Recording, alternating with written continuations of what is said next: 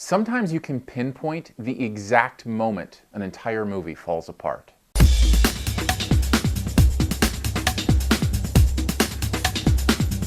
The Call. Halle Berry, Abigail Breslin in this movie about a 911 call center and what happens when an operator gets involved in a 911 call, apparently involving a possible serial killer. It is an intense, suspenseful movie that tries very hard to deliver on its promise and just kind of fails at the end of the day. And what's interesting about this one is it's kind of a tale of two movies. The first half, maybe even 3/4 of this movie, I was in it. I mean enthralled. It's intense. It's this really great look into the world of what it would be like to be a 911 operator.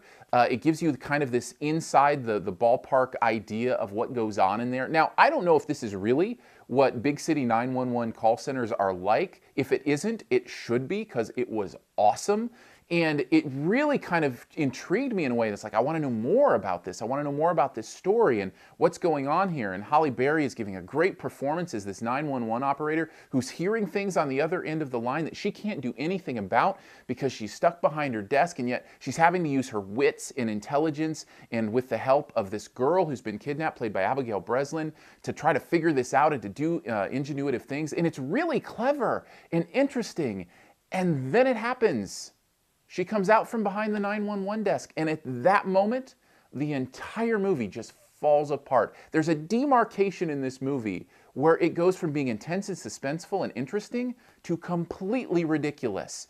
And that goes for the acting, it goes for the action, it goes for the plot. Everything just becomes silly almost. And it's really disappointing to see a movie finish out that way, because I was really enjoying it for most of the time. This is one of those that you almost want to say, watch the first 3/4 of it and then kind of make up your own ending after you hit the stop button. That's what I'd recommend.